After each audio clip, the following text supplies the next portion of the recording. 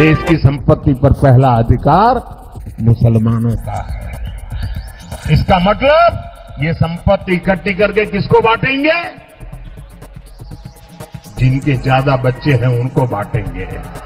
ये आरएसएस की भी संस्कृति नहीं है, वो चुपचाप जो मर्जी आरएसएस की भी संस्कृति आरएसएस ने चुपचाप जो मर्जी करें। आरएसएस ने ये बातें मोदी जी को सिखाई नहीं होंगी। ये बातें मोदी जी को नफरत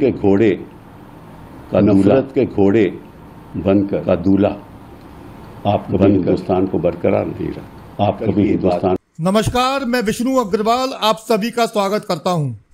लगता है पहले चरण के मतदान के बाद प्रधानमंत्री नरेंद्र मोदी साहब को अपनी गारंटियों और 400 पार नारे पर भरोसा नहीं रह गया है। यही कारण है कि हमारे पीएम साहब अब मुस्लिमों को कोसने पर उतर आए हैं। अभी हाल ही में मोदी साहब ने भारतीय मुसलमानों को लेकर बेहद निचले स्तर का बयान दिया, जिसकी पूरे देश में कड़ी आलोचना हो रही है। आखिर एक प्रधानमंत्री इतना नीचे कैसे जा सकता है? लेकिन ऐसा पहली बार नहीं हुआ है। पीएम साहब कई बार भाषा की मर्यादाओं की हत्या कर चुके हैं। देश के प्रमुख वकील और कांग्रेस नेता कपिल सिब्बल ने पीएम मोदी के मुस्लिमों पर दिए बयान की कड़े शब्दों में भर्त्सना की है। मोदी को नफरत के घोड़े पर दूल्हा बताया है। उन्होंने कहा है कि 1947 के बाद एक प्रधानमंत्री जिसने पीएम पद की गरिमा की इज्जत को लुटा दिया है, पीएम पद के जो पीएम पद का जो सम्मान होता है उस सम्मान को ठोस पहुंचाई है।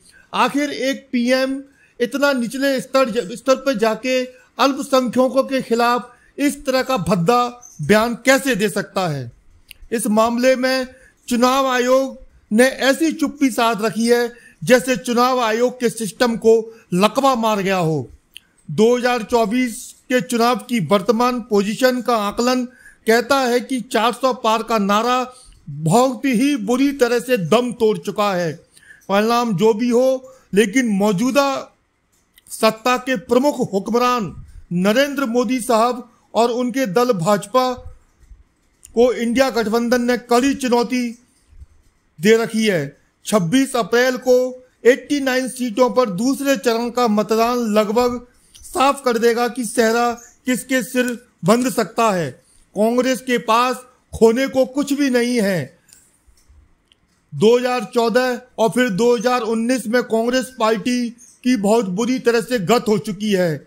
अब लगता है पार्टी 2024 में गरिमापूर्ण पोजीशन में आ जाएगी और इसके लिए पार्टी के प्रमुख नेता राहुल गांधी, प्रियंका गांधी और अध्यक्ष मल्लिकार्जुन खड़गे, राजस्थान में सचिन पायलट और पार्टी के लगभग सभी नेता पूरी दमखम के साथ मैदान में हैं और पार्टी को गरिमापूर्ण पोजीशन पर लाने के लिए दिन रात एक कर रहे हैं। और देखने को भी मिल रहा है कि इस समय राहुल गांधी की सभाओं में जो भीड़ आ रही है, जो जनसमूह देखा जा रहा है, उसको देखकर लगता है कि पार्टी इस बार अपनी खोई हुई गरिमा को पुनः हासिल करने में सफल हो सकती है।